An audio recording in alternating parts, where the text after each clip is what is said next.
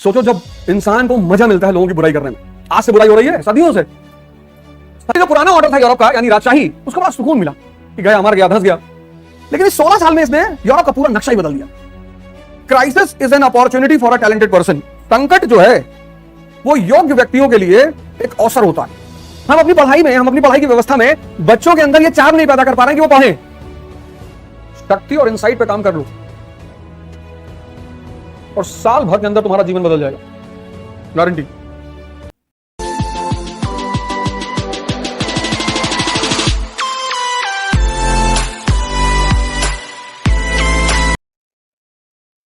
World history. Iran Israel का युद्ध क्यों हो रहा है?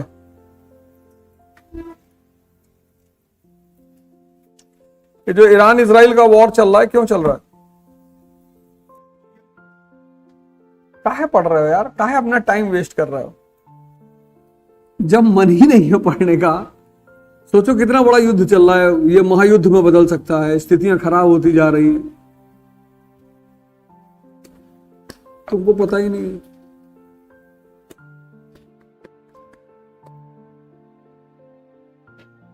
तुम कारण जानते ही नहीं।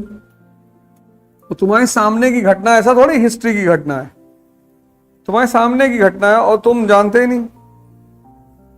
देखो तुम्हें, ये तो अभी का मामला है कि गुड्डू ने पिंटू को झापड़ मार दिया। पुराना मेन मसला क्या है? मसला कुछ होगा ना, जब कोई झगड़ा होता है तो उसमें कुछ कारण होता है कि इस वजह से लड़ाई चल रही है। तो झगड़ा किस बात का है? कोई वजह तो होगी ना कि ऐसे ही झगड़ा कर लिए। बैठो बैठो। देखो ये तुम लोग की बहुत बड़ी मेजर कमी है, इसलिए तुम लोग परेशान रहते हो, क्योंकि तुम्हारा खुद का पढ़ने का मन नहीं है। और जब खुद का पढ़ने का मन नहीं है तो कोई कितना भी पढ़ा देगा। भाई सिलेक्शन तो तुम्ही को लेना है ना, और तुम्हारा अपना मन है ही नहीं पढ़ने का। अपना मन होता तो पता नहीं करते। इतनी बड़ी घटना ईरान का, वो बताओ, ज्योग्राफी पूरी समझाओ। चारों तरफ कौन से पहाड़ हैं ईरान के? जैसे हिमालयों को भारत का प्रहरी कहा जाता है कि हमारी तरफ दुश्मन बढ़ता है तो सबसे पहले हिमालय हमारी रक्षा करता है, ऐसे ईरान के चारों तरफ पहाड़ है। 8 साल इराक ने वॉर किया था ईरान से, उन पहाड़ों को क्रॉस ही नहीं कर पाया था। 1980 से 1988 8 साल ईरान ने कोशिश की, इराक ने, कि ईरान पे कब्जा कर ले, नहीं कर पाया। यहां तो इस देश में भावनात्मक रूप से जुड़े हुए हैं। कुछ इसलिए जुड़े हैं कि मुसलमान मार खा रहे हैं, मुसलमान इसलिए जुड़ा हुआ है कि भाई ये तो उम्मत का मामला है, किसी को पता थोड़ी क्या हो रहा है। मुसलमान दुखी, उससे पूछो क्या हुआ? नहीं, मुसलमानों को परेशान कर रहे हैं। अच्छा कारण क्या है? नहीं, कारण वाला भाड़ में जाए भैया। हिंदू से पूछो क्या हुआ, अलग मजे में। यार मजा बहुत आ रहा, बहुत बढ़िया है, मार रहा इजराइल वाले। और मान लो पलट के तुमको मारने लगे, तब आज ईरान को मार रहा, कल तुमको मारे। यही तो हुआ था जब बंगाल पे 1765 में कब्जा हुआ, तो बाकी लोगों ने मजा ही तो लिया कि अच्छा हुआ। फिर मैसूर पे भी हो गया, फिर मराठा पे हुआ, फिर सिंध, फिर पंजाब, फिर अवध। ये जो बदमाश है तो बदमाश है ना, तो आज उसको मार रहा है, तुम मजा ले रहे हो, कल तुमको भी मारेगा। कहेगा तुम काहे बदतमीजी कर रहे हो। तो French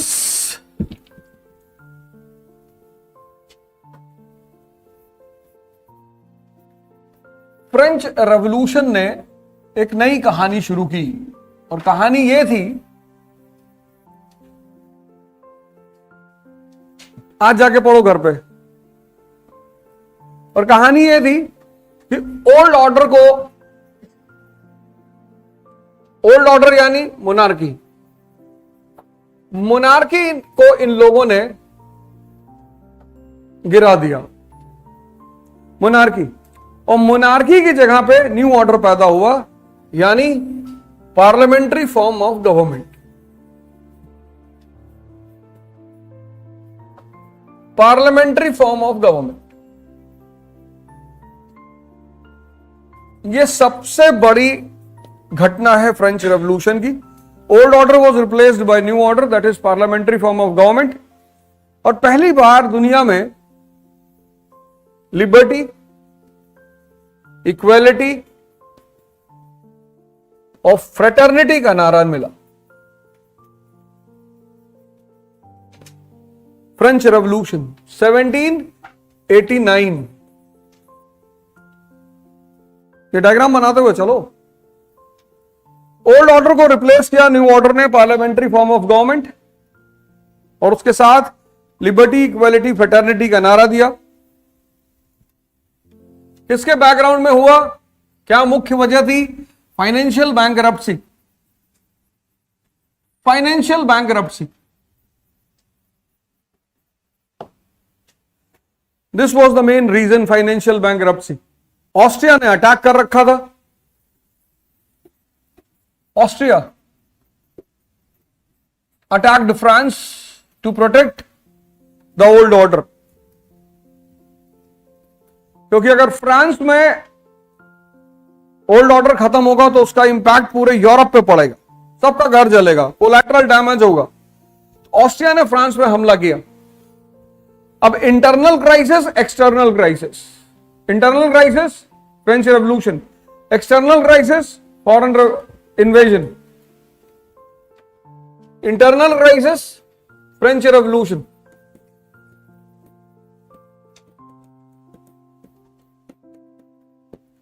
external crisis foreign invasion.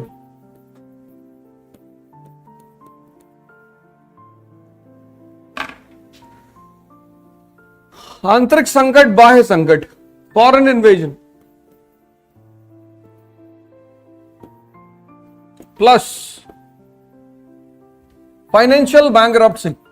पैसा है ही नहीं स्टेट के पास। अब एक फॉर्मूला बड़ा प्यारा सा है कि crisis is an opportunity for a talented person. संकट जो है वो योग्य व्यक्तियों के लिए एक अवसर होता है, सबके लिए नहीं।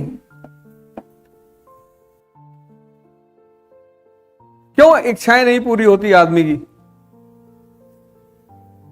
कितने सारे लोग परेशान हैं, ये नहीं मिल रहा, वो नहीं मिल रहा, ऐसा नहीं हो रहा। ऐसा क्यों होता है ना? एक चीज बताओ, जो 14 साल की पढ़ाई ने तुमको दिया और तुम्हें बड़ा नाज है उस पर कि यार ये चीज पढ़ने से मुझे मिली। 14 साल तुमने लगाया उसमें, अब कंप्लीट कर लोगे 1 साल और तो 15। तो क्या मिला एजुकेशन से? और बहुत बड़ा साइकोलॉजिस्ट फ्रांस का, बहुत बड़ा, लिख लो, नाम लिख लो, कुए का।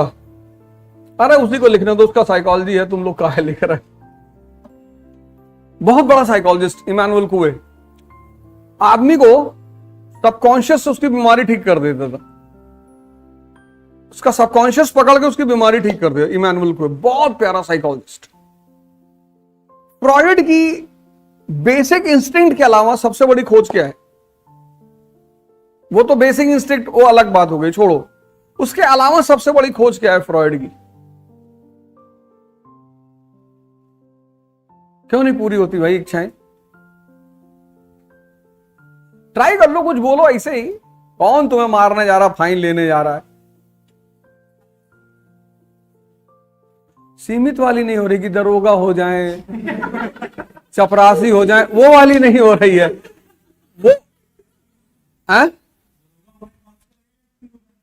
वही दरोगा नहीं हो पा रहा है। एसपी तो बहुत दूर है, पहले दरोगा तो हो। वो जो छोटी छोटी है वो वाली नहीं हो रही है। बड़ी तो खैर छोड़ो, जाने दो। छोटी वाली कि भगवान लेखपाल में भर्ती करा दो, वो काहे नहीं हो रही है? चलो बड़ी नहीं हो रही, समझ में आ रहा है। मर्सिडीज नहीं खरीद पा रहे, समझ में आ रहा है। एल्टो 800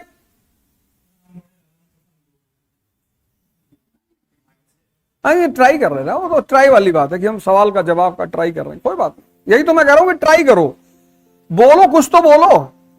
डिटर्मिनेशन नहीं है बड़ा चंदन वंदन लगाओ, कुछ बताओ यार। सर हमें पता ही नहीं कि हम उस चीज के लिए कर रहे हैं। ये एक बहुत अच्छा आंसर, ये एक बहुत अच्छा जवाब कि हमें पता ही नहीं है कि हमें उस चीज के लिए करना क्या है। ये बहुत प्यारा जवाब है। ये इस दुनिया में सिर्फ उनकी इच्छाएं नहीं पूरी होती जो कार्य कारण का सिद्धांत नहीं जानते। सबसे प्यारा सिद्धांत है कार्य कारण का सिद्धांत, बुद्ध ने दिया था, थ्योरी ऑफ कॉसेशन, प्रतीत समुत्पाद। इस दुनिया में हर चीज किसी ना किसी चीज का परिणाम है। जैसे शक्ति का परिणाम है धन। अगर कमजोर के पास आ भी गया तो छीन लिया जाएगा। गलती से अगर आ गया, मतलब अगर एक छोटा सा बच्चा 15-20 गड्डी 500 वाली लेके टहल रहा है तो मार के तो छीन ही लेंगे लोग। शक्ति का परिणाम है धन। लोग क्या कर रहे हैं, इसकी चिंता किए जा रहे हैं, इसके बारे में सोचे जा रहे हैं, इसके बारे में रो रहे हैं, परेशान है, इस पे काम ही नहीं कर रहे हैं। नहीं समझी बात? समझ में आई ना? कार्य कारण का सिद्धांत। इस दुनिया में हर चीज का कोई कारण है, तो जो चीज तुम्हें चाहिए उसका पता करो ये किसका कारण है, किससे आता है ये। नहीं समझे बात? क्लियर हो गई ना? हाँ, अगर तुम इसकी चिंता करने लगो ये अपने आप आ जाए। नहीं आए अपने आप। इसी को गीता निष्काम कर्म कहती है, इसी को कहती है वो। इस दुनिया में हर चीज किसी ना किसी चीज का परिणाम है। तुम्हें जो भी चीज चाहिए, जो भी, पता कर लो ये किसका परिणाम है। जैसे तुम सिलेक्शन चाहते हो, सिलेक्शन अगर चाहते हो कि मेरा किसी जगह सिलेक्शन हो जाए तो पढ़ना नहीं है। इस बात को मैं पूरी दुनिया में, ज्यादातर भारत में ही चिल्ला रहा हूं, बाहर वाले तो समझ गए कि मास्टर वो क्या कह रहा है। यहां वाले बेचारे दिक्कत में हैं, कह रहे हैं कोई तावीज दे दो, है ही नहीं। भाई कहते हैं पढ़ाता नहीं है, तो हमको एक्सपोज करने का सबसे बढ़िया तरीका क्या है कि मेरी क्लास में आओ, बैठो और मुझसे 10-20 सवाल करो। अब ये सब लाइव चल रहा है, अब अगर मैं नहीं जवाब दे पाऊंगा तो उसके बाद मैं वैसे ही क्लास में नहीं आऊंगा। इससे अच्छा कोई तरीका है? मतलब अवध ओझा को एक्सपोज करने का सबसे बढ़िया तरीका क्या है कि उसकी क्लास में बैठो।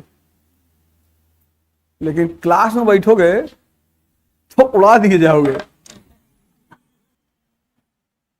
हाँ, कानवानपुर तो छोटा, दिल्ली में किसी की हिम्मत थोड़ी पड़ती है क्लास बाहर जाए जो पक्के। जैसे मैं कभी कभी कहता हूं कि जरा एक बार पकड़ के लाओ क्लास में, नहीं मना कर रहे थे, बदतमीज आदमी है वो, क्लास में नहीं जाएंगे।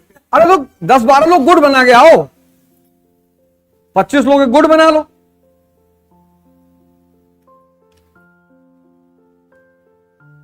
सबसे अच्छा क्या है, 25 लोग गुड बना लो और पुलिस को जाकर पहले इन्फॉर्म कर दो कि सर ऐसे ऐसे करने जा रहे हैं। अगर तुम्हें सिलेक्शन चाहिए तो तुम इसकी चिंता मत करो, तुम ये पैदा कर लो, अंतर्दृष्टि।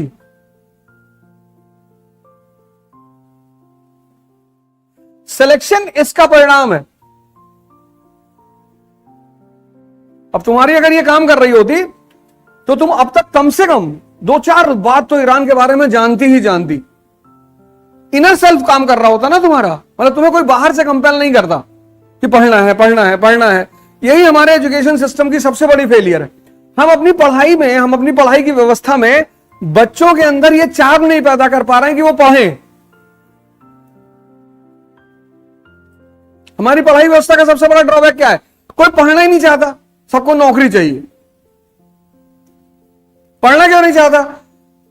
क्योंकि उसको मजा नहीं आ रहा पढ़ाई में। मजा क्यों नहीं आ रहा है? चीजें दिख नहीं रही हैं, रटना पड़ रहा है। बात समझ में आ रही ना? अगर चीजें दिखाई पड़ने लगे तो मजा आने लगे, मजा आने लगे तो आदमी खुद ही बैठ के पढ़े। लेकिन जब चूंकि चीजें विजुअलाइज नहीं हो रही हैं, तो विजुअलाइज नहीं हो रही तो कनेक्ट नहीं हो रही, कनेक्ट नहीं हो रही तो समझ में नहीं आ रहा, समझ में नहीं आ रहा।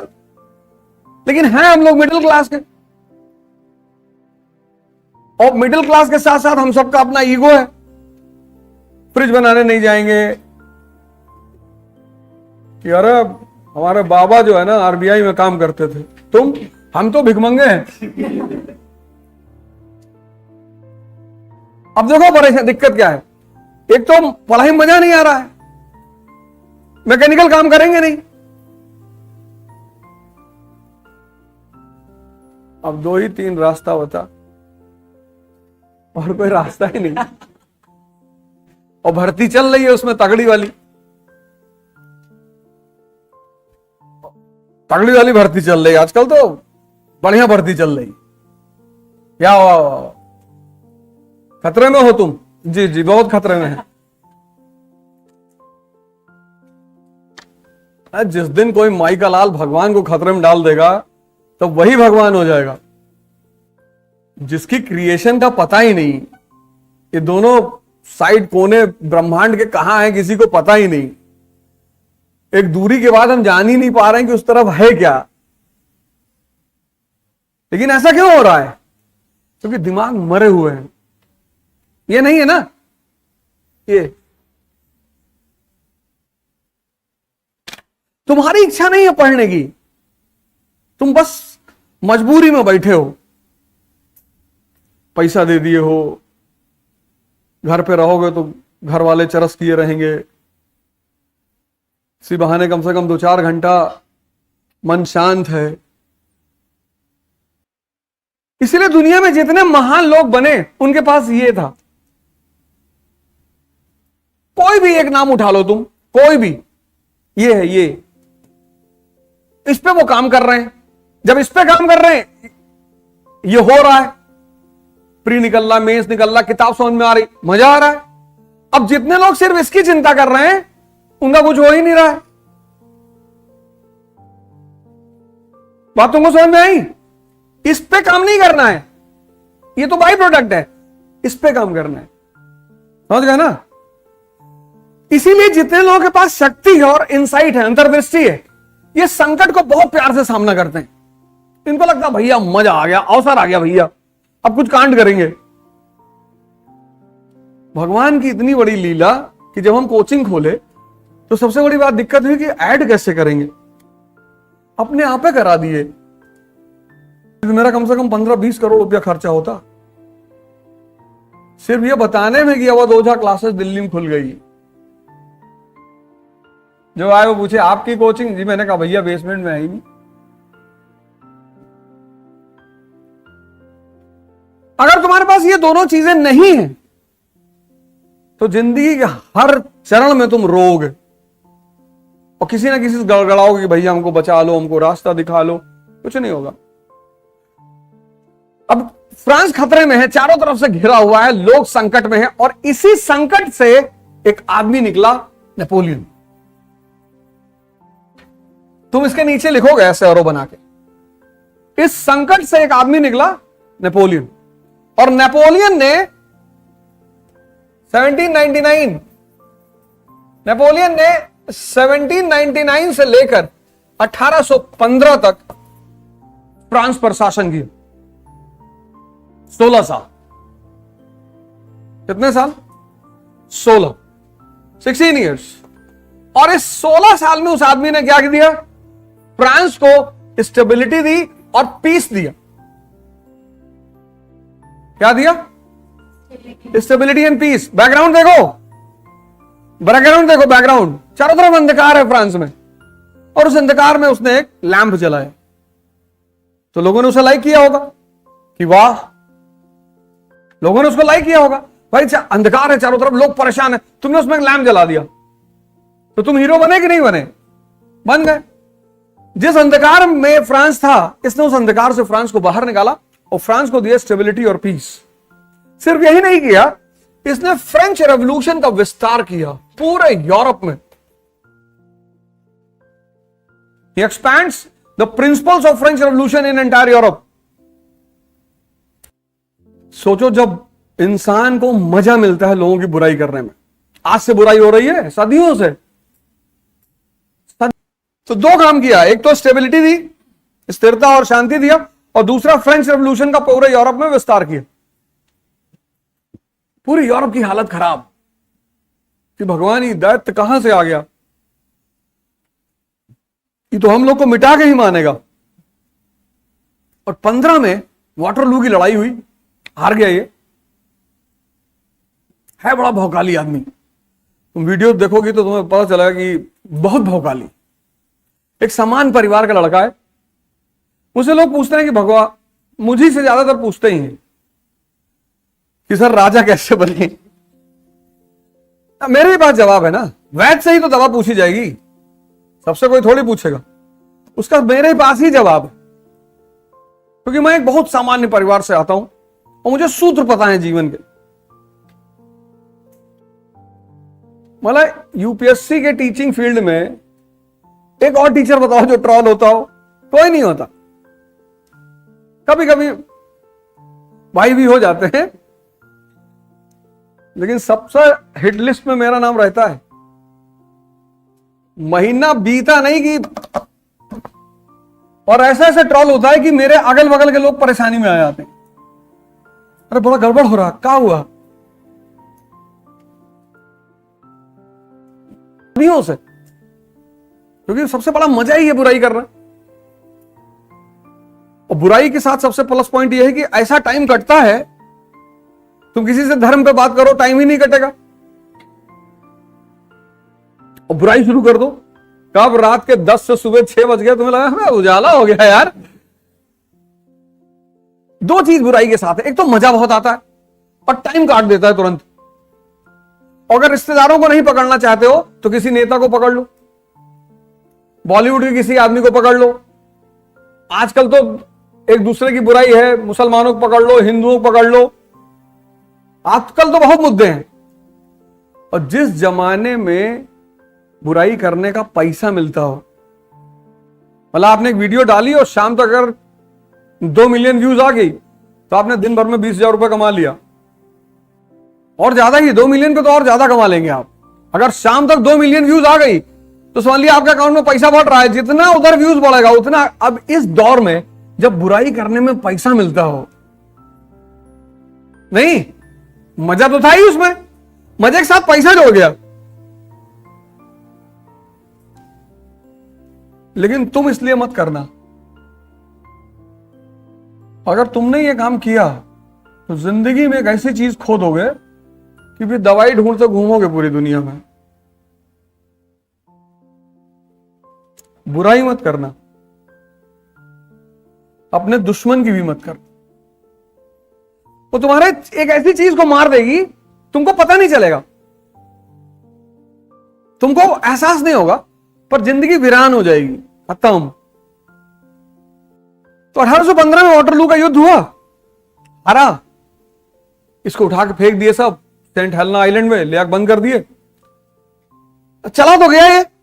फिर ये जो पुराना ऑर्डर था यूरोप का, यानी राजशाही, उसको बड़ा सुकून मिला कि गया, मर गया, धंस गया। लेकिन इस 16 साल में इसने यूरोप का पूरा नक्शा ही बदल दिया। अब इससे किसको चिंता हुई? ओल्ड ऑर्डर को, राजशाही को। तो वियना कांग्रेस हुआ, इसका परिणाम था वियना कांग्रेस 1815। कुछ लोग होते हैं ना जो सपना बहुत दिखाते हैं लोगों को, इसने भी सपना ही दिखाया, अच्छे दिन। कुछ सपने पूरे हो ही नहीं सकते, होते ही नहीं, वो दिए ही जाते हैं तोड़ने के लिए। जैसे तुम जब किसी लड़की से कहोगे कि मैं तुमको जीवन भर खुश रखूंगा, ये पूरा हो ही नहीं सकता। उसको भी पता है कि बेटा मैं रहने दूंगी तब तो,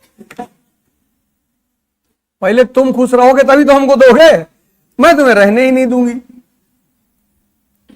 कुछ कुछ ऐसे बातें हैं ना जो तुम सुनोगे तो तुमको लग जाएगा कि यार ये तो हो ही नहीं सकता। जैसे किसी ने कहा कि हम कभी झूठ नहीं बोलेंगे। अच्छा,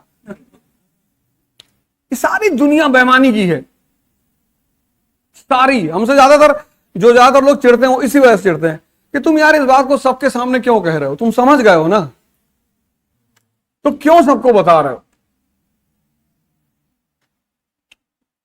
लेकिन बेईमानी ऐसे करनी है जो संवैधानिक हो।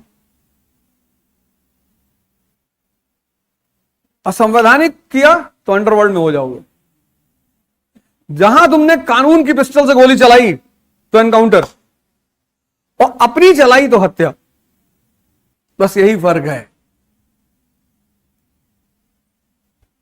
कानून तुमको कर दिया, ये लो, जब हम बोलेंगे तब जी जी जी माई बाप, बॉस बोलेगा ना रात में उठा लो फला फला को, अच्छा, और उठा देना जी। 1789 में फ्रेंच क्रांति हुई, फ्रेंच रेवोल्यूशन, वित्तीय दिवालियापन, उसमें कह रहा है अच्छे दिन ला पाएगा। 1929 ऐसे हिटलर भी कर रहा है। ग्रेट डिप्रेशन, सारी अर्थव्यवस्थाएं बैठ गई, उसमें ये कह रहा है अच्छे दिन। यही काम मुसोलिनी ने किया 1929, ग्रेट डिप्रेशन के बैकग्राउंड में कहा अच्छे दिन। इसलिए कि अपने वादे पूरे नहीं कर पाए, जब पूरे नहीं कर पाए तो उसने वॉर करने, लड़ाई करने लगा। उसको दिमाग भटकाना है ना लोगों का, झगड़ा वगड़ा करने लगा, फिर सारे यूरोप को मारने लगा। ऐसे ही किसी को मार दो उठा के, और मारे और पैसा ले, मारे तो दिक्कत नहीं है, पैसा भी ले उल्टा। मान लो तुम ऑस्ट्रिया तुम पे हमला किया तो जितना वॉर का खर्चा है वो तुम दोगे। इसकी जनता को मजा आने लगा कि अब ये तो बहुत सही खेल है, और करो।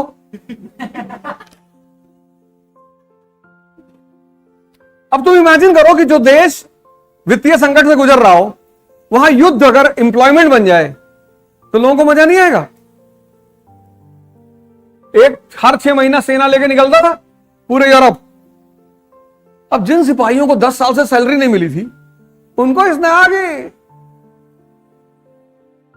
इकरा आईएस तिजोरी उजोरी उठा लाओ जाके।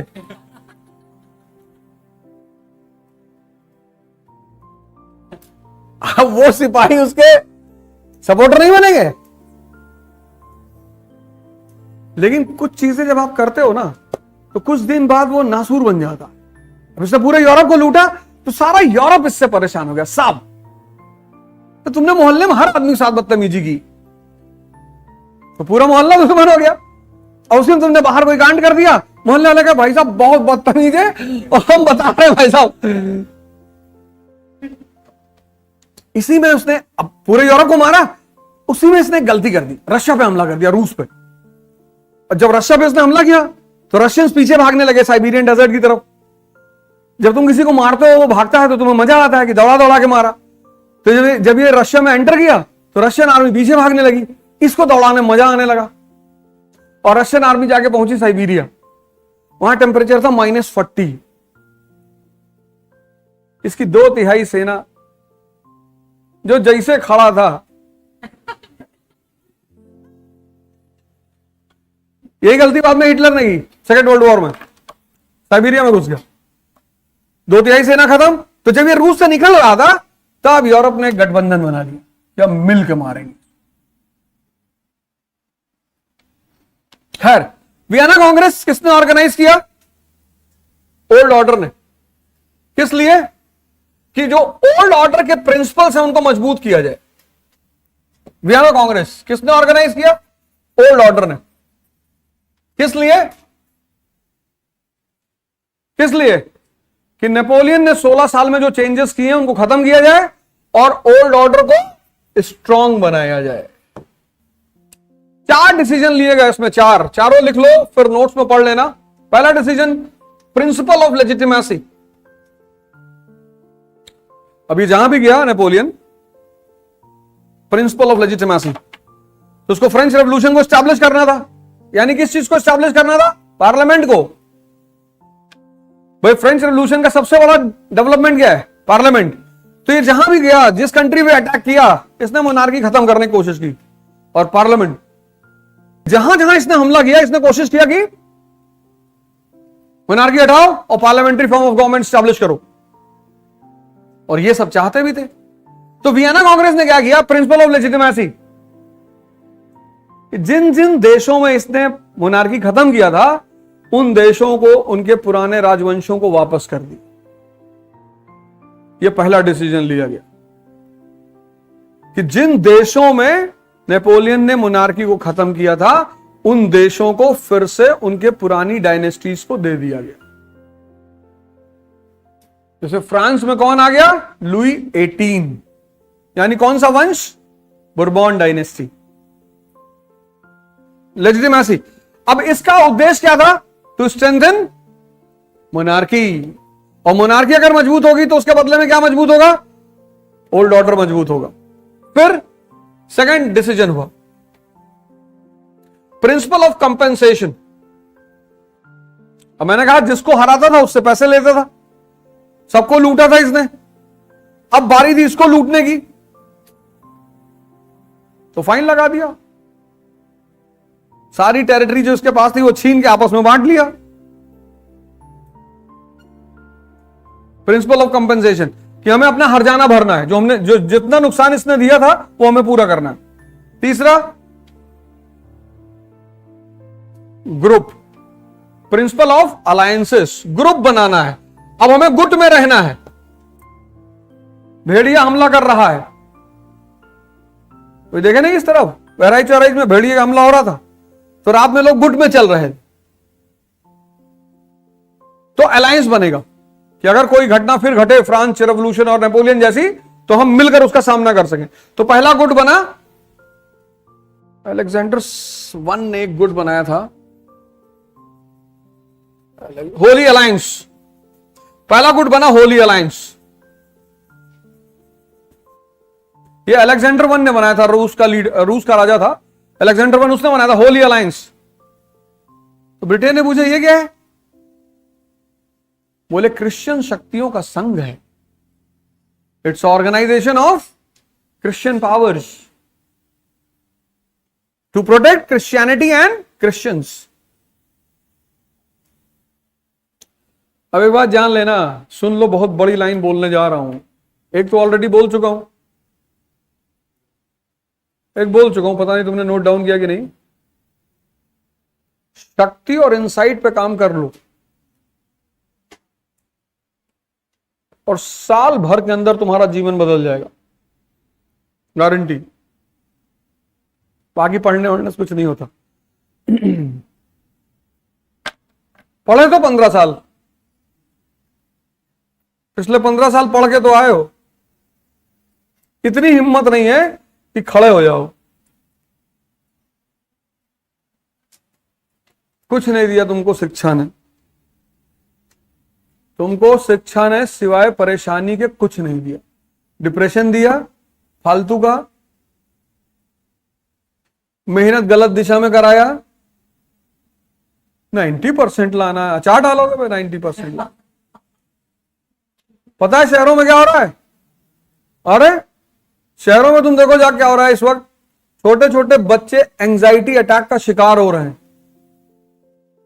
3rd के बच्चे, 2nd के बच्चे। मेरी बेटी क्लास 10th में एक, उसका 100 में से 7 नंबर आया मैथ्स में, बहुत आया। अभी की बात बता रहा हूं, घर पे है वो, और उसकी एक दोस्त है, उसका 47 नंबर आया, 43 नंबर आया। मेरी बेटी का 7 आया 100 में, उसकी दोस्त का 43 आया 100 में, पास हो गई ना। एंजाइटी अटैक आ गया 43 पे कि पापा बहुत मारेंगे, पापा दिवाली में घर नहीं ले आएंगे, छुट्टी में मैं अब घर नहीं जा पाऊंगी। एडमिट हॉस्पिटल में, क्लास 10th की बच्ची। स्कूल मैनेजमेंट ने हमको फोन किया, गलत आदमी फोन कर दिया। बहुत बुरी हालत है। अरे मैंने क्या हुआ? एक्सीडेंट हो गया। बोले 7 मार्क्स आए 100 में। मैंने कहा रख। ऐसे बता रहे हो जैसे गांव में आग लग गई है, सब मर गए, सब डी हो गया, सब खत्म हो गया। तो जिसके बाप का नंबर कभी नहीं आया कैसे आएगा? तो घर में एक लेगेसी होती है ना, तो सही रास्ते पे जा रही है। इसी को तो कहते हैं खानदानी। और जब मुझे जीवन में एक सिद्धांत पता, देख तो रहो तुम लोग को देख के मुझे इतना दुख होता है, ऐसा होता है कि बताओ यार, तुम में से कुछ लोग पढ़ाई छोड़ के कुछ जिंदगी में किए नहीं होगे। घर पे बुलाए, एक टीचर बुलाए, बोले उसको पढ़ाओ, अगर मैथ्स नहीं समझ में आएगी अगले साल और पढ़ लेना। 1-2 साल किसी क्लास में पढ़ने से नाम ही बढ़ता है।